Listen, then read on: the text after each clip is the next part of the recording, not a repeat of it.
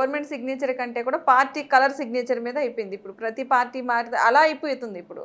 ఒక నమ్మకం లేకుండా పబ్లిక్ ఫైట్ చేయాల్సింది మేడం, పబ్లిక్ కానీ ప్రతిపక్షాలు కానీ. Again coming to that medical point, okay పథకాల గురించి కాదు, అసెంబ్లీలో కూడా ఇస్తానన్న పథకాల్లో సగం కూడా ఇవ్వట్లేదు అని అడుగుతున్నారు. Boss stop asking about that. First అసెంబ్లీలో అది అడగడం ఆపేసేయండి. మీరు అపోజిషన్లోకి వచ్చిన తర్వాత మీ కంటి ముందు వైద్యం అనే చాలా ఇంపార్టెంట్ సబ్జెక్ట్ ఒకటి ఉంది. పథకాలకు ఇవ్వలేదు, నువ్వు ఫెయిల్యూర్గా అంటే పథకాలకి గవర్నమెంట్కి సంబంధం ఏంటి? అది మేనిఫెస్టోలో వాళ్ళు పెట్టుకున్నది అది, రైట్? అది పబ్లిక్ మనీతో ఇస్తున్నారు. At least you should educate the government. పథకాలు నువ్వు ఫెయిల్ అయితే అయ్యావు, అట్లీస్ట్ నువ్వు ఆ పథకాలు ఇవ్వట్లేదు కదా, ఆ డబ్బాని డైవర్ట్ చేసి పేదవాళ్ళకి లేదు విలేజెస్ నుంచి వచ్చిన వాళ్ళకి top class medical facility provide చేయని దాని గురించి ఫైట్ చేయాలి కదా. ఒక్క అసెంబ్లీ సెషన్ లేదు madam. Quality with respect to increase in quality of medical treatment ఒక్క అసెంబ్లీ సెషన్ లేదు. సెషన్లో ఒక్క వ్యక్తి మాట్లాడింది లేదు. మీరు రికార్డ్స్ చూడండి. మీరు ఇప్పుడు మీరేం చేశారు, మీ తప్పులు వీళ్ళ తప్పులు అయిపోతే ఈ లాస్ట్ 10 years ఏం చేశారని వాళ్ళు వీళ్ళని అడుగుతారు. ఇప్పుడు ఏం చేస్తున్నారు చెప్పండి. వీళ్ళు ఏం చేయలేదని ఒక స్లోగన్ తీసుకునే కదా మీరు రూలింగ్లోకి వచ్చారు. ప్రతిపక్షాలు కూడా ప్రతిసారి పథకాలు అంటే మేము ఫైట్ చేసి పథకాలు ఇప్పించామంటారు. What next? పథకాలు వచ్చేసినాయి, సొసైటీ డెవలప్ అయిపోయిందా? క్వాలిటీ ఆఫ్ ఎడ్యుకేషన్ మారిపోయిందా? క్వాలిటీ ఆఫ్ హెల్త్ సర్వీసెస్ మారిపోయినాయా? ఏ నేషన్ అన్నా డెవలప్ అవ్వాలి, ఏ స్టేట్ అన్నా డెవలప్ అవ్వాలి అంటే ఫస్ట్ ఈ 2 ఆస్పెక్ట్స్లోని క్వాలిటీ అనేది ఇంప్రూవ్ అయితే డెవలప్ అయిపోతుంది మేడం. మీరు అన్నట్టు ప్రతిదానికి వాళ్ళకి క్వశ్చన్ చేయడం అలవాటు చేసుకుంటే క్వశ్చన్లు ఎక్కువ అవుతాయి. Questioning is right madam. నేను తిరగబడి కొట్టండి ప్రొవోక్ చేయట్లేదు ఎవరిని. నేను కట్టిన ట్యాక్స్ ఎటు పోయిందని అడగమంటున్నా. People should ask. గవర్నమెంట్ హాస్పిటల్స్లో కరప్షన్ మేడం.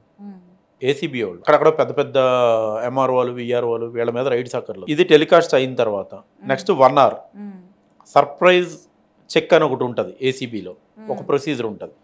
అంటే ఒక ప్లాన్ వేసి వాళ్ళు కెమికల్ ఇదంతా రిజిస్టర్డ్ నెంబర్స్ అలా కాదు, సర్ప్రైజ్ చెక్ అని ఒకటి ఉంటుంది. ఒక్కసారి గవర్నమెంట్ హాస్పిటల్స్ మీద ఒకేసారి ఉస్మానియా గాంధీ 2 హాస్పిటల్స్ మీద ఏసీబీ వాళ్ళు రైడ్ చేశారనుకోండి, ఎంత దొరుకుతుందో తెలుసా? డాక్టర్స్ దగ్గర కాదు, కంపౌండర్స్ దగ్గర. ఇది ఆ 2 గవర్నమెంట్ హాస్పిటల్స్లో ట్రీట్మెంట్ చేయించుకున్న ప్రతి పేషెంట్కి తెలుసు. దొరికేది ఒక్కొక్కరి దగ్గర 1000, 2000, 3000 ఉండొచ్చు. క్యూములేటివ్గా చూస్తే లక్షల్లో ఉంటుంది ఒక రోజులో, ఒక రైడ్లో. 100%. ఇది నేను చెప్పక్కర్లేదు, అది అడ్వకేట్గా. అక్కడ ట్రీట్మెంట్ చేసుకుని బయటకు వచ్చిన ప్రతి వ్యక్తి is a sufferer. Me media వాళ్ళు స్టింగ్ ఆపరేషన్ చేసినా దొరుకుతాయి. చాలా మంది చెప్తూనే ఉంటారు ప్రతి ఒక్కరు. కాబట్టి మన సాక్ష్యాల రూపంలో జనాలకి పబ్లిసిటీ చేయాలి ఖచ్చితంగా. తెలిసినా పట్టించుకోలేని కొంతమంది, చెప్పినా వాళ్ళు మాట ఒక్కసారి 2 సార్లు 3వ సారి దాన్ని డైవర్ట్ చేయడానికి వేరే టాపిక్ ఇలా అయిపోతుంది. అంటే టాపిక్ డైవర్ట్ చేసేస్తారు. అక్కడ ఎంత ఇది చేసినా సరే, ఎక్కడ ఎవరు తీసుకొచ్చి ఇలా జరుగుతుంది ఇక్కడ అని చెప్పినా సరే దాన్ని స్ట్రిక్ట్ యాక్షన్ ఉండాలి మేడం. స్ట్రిక్ట్ యాక్షన్ అనేది లేకపోతే కష్టం. మనుషుల్లోనే రియాక్షన్ రావాలంటారు మొత్తానికి. బికాజ్ ఐఎమ్ ది పేయర్ కదా మేడం.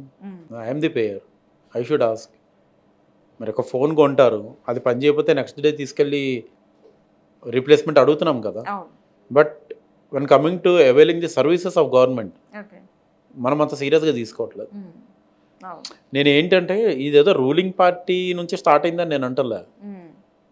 79 years ఆఫ్ ఇండిపెండెన్స్ నుంచి జరుగుతూనే ఉంది. ఇది కొత్తగా ఏదో వీళ్ళు వచ్చారు వీళ్ళని అంటున్నాము, అంటే ప్రీవియస్ వాళ్ళు ఉన్నారు వాళ్ళు అంటున్నాం, ఇది ఇట్లా కాదు. Should be change in the system. స్పెసిఫిక్గా మనం హెల్త్ గురించి మాట్లాడుతున్నాం కాబట్టి చెప్తున్నాను. నేను ఎందుకు పోవాలి మేడం కార్పొరేట్ హాస్పిటల్కి? My straight question to government. Being a loyal tax payer, why should I go to a corporate hospital? దీనికి ఇమ్మీడియట్గా మీకు వచ్చే ఆన్సర్స్ ఏంటంటే, మీరు ఎడ్యుకేటెడే కదా, మీరు వెళ్ళి గవర్నమెంట్ హాస్పిటల్లో సర్వీసెస్ తీసుకోవాలని ఎవరన్నా చెప్పాలా మీకు అని అంటారు. రావచ్చు కూడా. దానికి నేను ఇచ్చే ఒకే సమాధానం, ఫస్ట్ మీ ఆరోగ్య శాఖ మంత్రి వెళ్ళి హెల్త్ చెకప్లు ట్రీట్మెంట్ అక్కడ చేయించుకుంటే నాకు కాన్ఫిడెన్స్ వస్తుంది, రైట్? ఆరోగ్య శాఖ మంత్రి లేదా ఎమ్మెల్యేలు, కార్పొరేటర్స్ అంటే ఓట్లేసి గెలిపించాం కదా, నాకు వాళ్ళే ఆదర్శం వరకు నేను ఓట్లు వేసా. వాళ్ళు వెళ్ళి ట్రీట్మెంట్ చేయించుకుంటే చాలు. నెక్స్ట్ డే నుంచి నాకు కానీ నాకు ఫ్యామిలీ కానీ ఏ అవసరం ఉన్నా అదే గవర్నమెంట్ హాస్పిటల్కి వెళ్తాను. నాకన్నా పెద్దవాళ్ళు, అనుభవజ్ఞులైన వాళ్ళు వెళ్ళి ఒకసారి నాకు కాన్ఫిడెన్స్ ఇస్తే, ఇప్పుడైతే నాకు కాన్ఫిడెన్స్ లేదు, అందుకే నేను వెళ్ళట్లేదు. మరి ఎందుకు క్వశ్చన్ చేస్తున్నారు సార్ అంటే, క్వశ్చన్ చేయడం నా రైట్.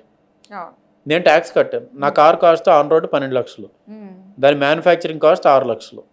6 లక్షల రూపాయలు VAT, SEZ, state government tax, central government tax, more over state road tax, దానిపైన మళ్ళీ జిఎస్టీ, ఇన్ని కట్టుకుని నా రోడ్డుని కారు మీద తీసుకొచ్చాను. అంటే నేను ఒక 6 లక్షలు ఖర్చు పెట్టాను.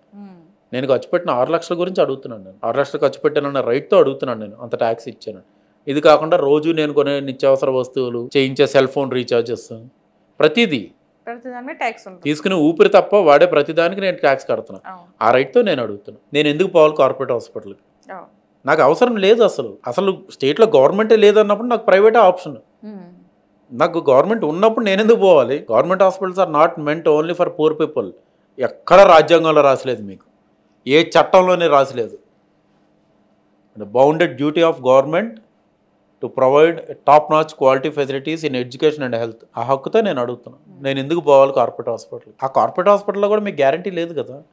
ట్రీట్మెంటే లేని కోవిడ్కి 15 లక్షలు 20 లక్షలు బిల్లులు వేసి డెడ్ బాడీస్ని ప్యాక్ చేసి బయటకు ఇచ్చిన ఇన్సిడెంట్లు కోకొల్లలు ఉన్నాయి మీకు. ఆ కార్పొరేట్ హాస్పిటల్ మీద కూడా కాన్ఫిడెన్స్ లేదు. నేను నమ్మగలిగేది ధైర్యంగా నాకు నా గవర్నమెంట్ ఉందని ఆ కాన్ఫిడెన్స్తో నేనున్నాను. నాకు అక్కడ సర్వీస్ లేదు, క్వాలిటీ సర్వీస్ లేదు. క్వాలిటీ సర్వీస్ ఎక్స్పెక్ట్ చేయడం, అడగడం నా హక్కు. Again I repeat madam, government services are not only for poor people. అది క్రియేట్ చేసి పెట్టిందే. It is the right of every citizen living in Jubilee Hills also. Benz కార్లో తిరుగుతున్నాడుగా, కార్పొరేట్ హాస్పిటల్కి వెళ్ళొచ్చు కదా అంటే నేను ఎందుకు వెళ్ళాలి అన్నది నా క్వశ్చన్. నేను ట్యాక్సెస్ నేను ప్రైవేట్ హాస్పిటల్కి, ప్రైవేట్ ఆర్గనైజేషన్స్కి కట్టట్లేదు. నేను tax, road tax, water tax, municipality tax, property tax, electricity connection కట్టిన పైసలు ఇవన్నీ నేను గవర్నమెంట్కి కట్టాను. నా సర్వీస్ నాకు గవర్నమెంట్ నుంచి కదా కావాలి. ఎప్పటికి మీరు రాస్తారు మీడియాలో, ఆరోగ్య శాఖ మంత్రి ప్రభుత్వ వైద్యశాలకు వెళ్ళి ట్రీట్మెంట్ తీసుకున్నాడని. మీకన్నా కాన్ఫిడెన్స్ ఉందా? ఏమన్నా రాయగలుగుతాం, న్యూస్ టెలికాస్ట్ చేయగలుగుతామని? ఎప్పటికి చూస్తాం మేడం అది. అలా వాళ్ళు వెళ్తే నాకు కాన్ఫిడెన్స్ వస్తుంది. నాకు కాన్ఫిడెన్స్ వస్తే నేను 10 మందికి చెప్తా ట్రీట్మెంట్ చాలా బాగుంది అక్కడ, మీరు రండి అని. అలాగే కదా ఒక గవర్నమెంట్ మీద ట్రస్ట్ పెరిగేది. ఒక్కరోజు ఒక్క ఇన్సిడెంట్ అన్న చూస్తాం అట్లా. ఎక్కడ ఏంటంటే మేము హాస్పిటల్ డెవలప్ చేస్తున్నాం, స్కూల్స్ని డెవలప్ చేస్తున్నాం దగ్గరే అక్కడ ఆగిపోతుంది తప్ప చేసిన దాఖలాలు, వాళ్ళు నిరూపించిన దాఖలాలు ఎక్కడ లేవు. పోనీ ఎప్పటికి మేడం ఒక ఎడ్యుకేషన్ మినిస్టర్ వాళ్ళ కొడుకో మేనల్లుడో మనవడో గవర్నమెంట్ స్కూల్లో చదివి స్టేట్ టాపర్ వచ్చాడు, గోల్డ్ మెడల్ వచ్చింది, ఇలాంటి న్యూస్లు ఎప్పటికి వింటాం? ఇంకా ఇప్పుడు ఇది ఇయర్ 2025, ఇండిపెండెన్స్ 79 ఇయర్స్ వచ్చి 79 ఇయర్స్ నుంచి ప్రతి సిటిజన్ ట్యాక్స్ కడతానే ఉన్నాడు. ఏ 5 ఇయర్స్ టర్మ్ కూడా ట్యాక్స్ కలెక్ట్ చేయకుండా గవర్నమెంట్ రన్ అయిందే లేదు. ఎప్పటికి వింటాం ఇవి అంటున్నాను. ఇంకా ఎలక్షన్ క్యాంపెయిన్ స్టార్ట్ అయినప్పటి నుంచి మేము అది చేసాం, ఇది చేసాం. రోడ్లును 4 ఎలక్ట్రిసిటీ పోల్స్, ఫ్లైఓవర్స్ కాదు కదా madam. Quality of food, quality of education, quality of health care system, ఈ 3. నాకు ఒక ధైర్యం ఉండాలి కదా గవర్నమెంట్ సర్వీస్ తీసుకోవాలి అంటే ఎలా ఉంటుంది అని. మా గ్రాండ్ మదర్కి గవర్నమెంట్ హాస్పిటల్లో ట్రీట్మెంట్ చేయించాం నేను బాగా చిన్నగా ఉన్నప్పుడు. నేను అప్పుడు చూశాను ది వర్స్ట్ కండిషన్. డాక్టర్ వచ్చేవాడు కాదు. సెలైన్ బాటిల్ అయిపోతే సెలైన్ బాటిల్ కూడా మార్చేవాడు కాదు. నేను పోయి ఆ నర్స్ని ఈ నర్స్ని అడిగితే పెట్టేవారు. సేమ్ మీకు అదేదో మూవీ వచ్చింది కాబట్టి వెంకటేష్, సేమ్ సిచ్యువేషన్. ఇంకా దాంట్లో కొంచెం బెటర్ చూపించి ఉంటాడు కానీ సేమ్. కార్పొరేట్ వైద్యం అక్కడ మీకు అక్కడికి వెళ్ళిన వైద్యం ఫ్రీ అని చెప్తున్నారు. మరి దీని గురించి ఏమంటారంటే వైట్ రేషన్ కార్డు ఉన్న వాళ్ళకి కార్పొరేట్ వైద్యం కాదు మేడం, కార్పొరేట్ హాస్పిటల్లో వైద్యం అట్ గవర్నమెంట్ స్టాండర్డ్. అదే చెప్పాను, at government standard. Only 4 walls మారుతాయి మీకు. స్టంట్ 2 క్వాలిటీస్ సార్ మీకు.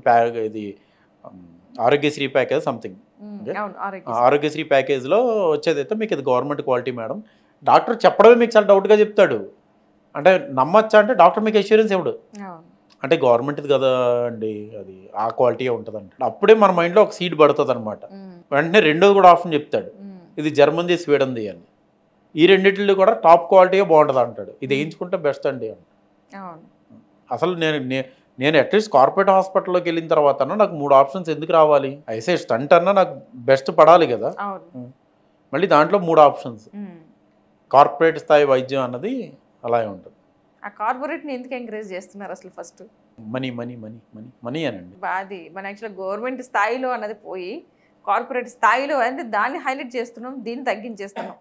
ఫర్ ఎగ్జాంపుల్ గవర్నమెంట్ హాస్పిటల్లో ఒక పేషెంట్ని ఐసీయూలో పెట్టారనుకోండి, గవర్నమెంట్ హాస్పిటల్కి ఏమైనా ఇన్కమ్ ఉంటుందా? లేదు. కార్పొరేట్ హాస్పిటల్ ఎంతో తెలుసా పర్ డే ఛార్జ్ ఐసీయూలో? Not less than 50,000. అంటే ఫర్ ఎగ్జాంపుల్ నేను నా పిల్లల ఎడ్యుకేషన్కి, నా నిత్యావసరాలకి, నా కార్ పెట్రోల్కి ఇవన్నీ ఖర్చులు పోను నేను ఇయర్కి ఒక 5 lakhs సేవ్ చేసుకుంటున్నాను. జస్ట్ 10 రోజులు నా ఫ్యామిలీలో ఎవరన్నా ఐసీయూలో ఉంటే మొత్తం wash out till the last penny, మొత్తం వాష్అవుట్. కార్పొరేట్ హాస్పిటల్స్లో కూడా పెద్ద ఏమి ఉండవు మేడం, చెప్పినా కదా. ట్రీట్మెంటే లేని కోవిడ్కి వైద్యం చేస్తామని 15 లక్షలు 20 లక్షలు తీసుకొని కొన్ని వందల కేసులు ఉన్నాయి అట్లాగా నీట్గా ప్యాక్ చేసి బయటికి పంపించారు. నా రిలేషన్స్లో ఒక ఆయన కార్పొరేట్ హాస్పిటల్లో ఎమర్జెన్సీలో జాయిన్ చేస్తే ఈజ్ ఇన్ స్టేజ్ 4 క్యాన్సర్, ఒక 1 week 10 days మ్యాక్సిమం. మాకు వచ్చిన బిల్లులో న్యూట్రిషనిస్ట్ అని ఒకటి ఉంది, ఆమెకు ఒక స్పెసిఫిక్గా ఒక అమౌంట్ వేసారు. ఆమె నాకు కాల్ చేసి ఏం చెప్తుంది అంటే ఇంకొక 1 weekలో ఎక్స్పైర్ అయిపోతారు ఆ మనిషి, ఇంకా అంటే అవుట్ ఆఫ్ హ్యాండ్స్ అనమాట. ఆమె న్యూట్రిషనిస్ట్ నాకు కాల్ చేసి మేడం ఫుడ్ ఏం పెట్టచ్చు అంటే చికెన్ మటన్ ఏమన్నా తింటానంటే పెట్టేసేయండి పర్లేదు అని చెప్తుంది ఆవిడ.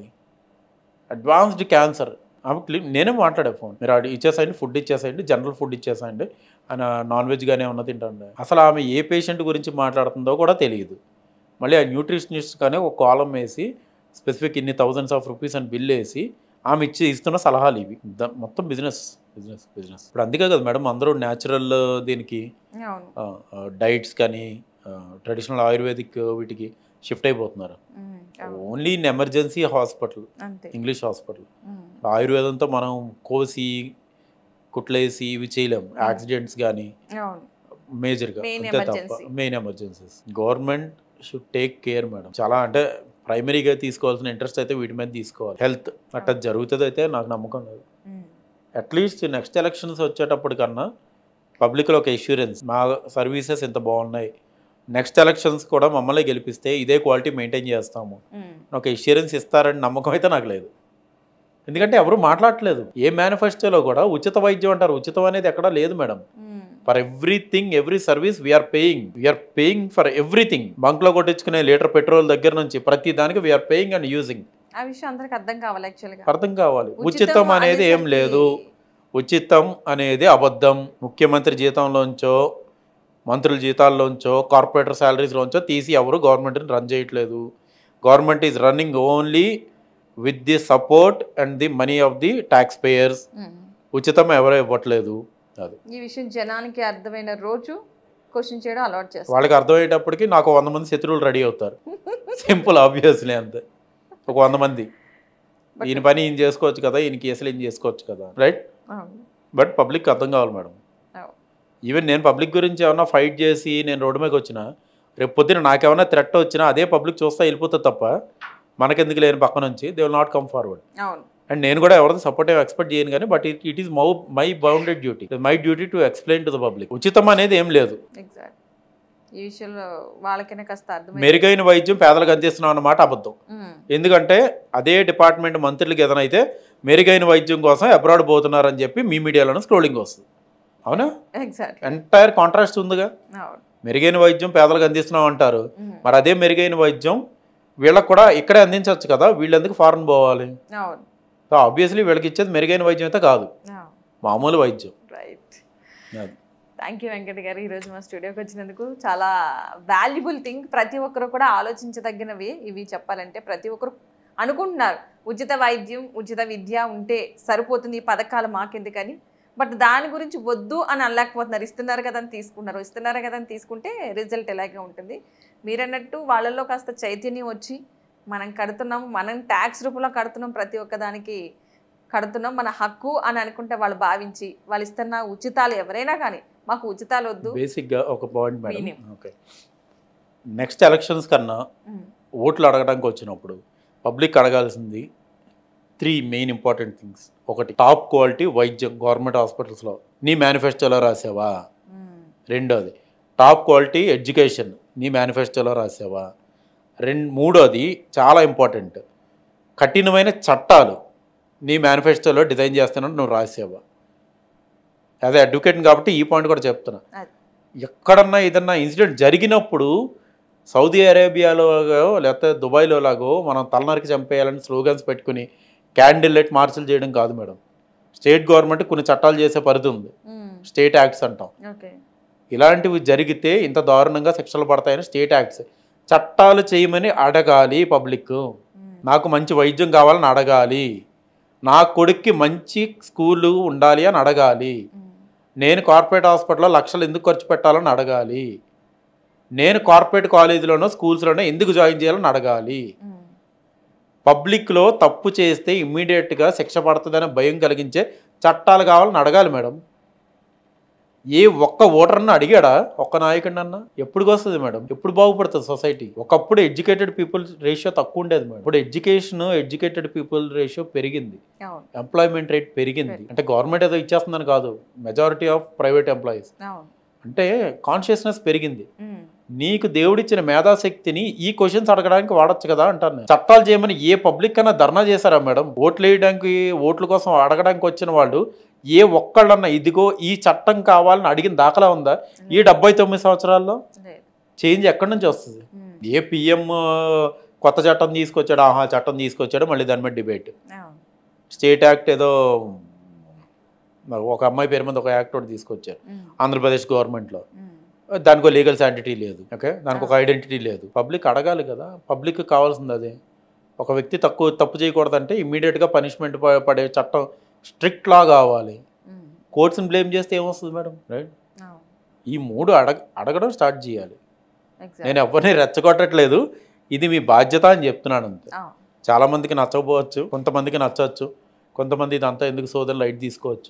చేంజ్ రావాలి అంటే elections is the best time. కులాల వారీగా అభిమానం చూపించడం మానేసి, ఇచ్చే పథకాల మీద ఆశపడడం మానేసి, వచ్చే పాలిటీషియన్స్ని ఒక బైండ్ ఓవర్ తీసుకునేలాగా ఖచ్చితంగా ఈ చట్టం రాసిస్తామని మాకు బైండ్ ఓవర్ రాసి ఉండి నన్ను అడగమనండి. చాలా చేంజ్ వస్తుంది మేడం. చేంజ్ వస్తే దాని ఫ్రూట్ మీరు, నేను, మనందరం పదవిలోంచి దిగిపోయిన తర్వాత ఆ మంత్రులు వీళ్ళందరూ కూడా ఎంజాయ్ చేస్తారు. వ్యవసాయం అనేది ఒక్క విత్తనంతో జరగదు కదా, పొలం మొత్తం విత్తనాలు జల్లితేనే ఫ్రూట్ వచ్చేది. అందరూ చేంజ్ అవ్వాలి. అది రైట్. థ్యాంక్ యూ అండి వెంకట గారు. ఈరోజు మా స్టూడియోకి వచ్చి చాలా వాల్యుబుల్ విషయాలే, బట్ అర్థం చేసుకునే వాళ్ళకి వాల్యుబుల్.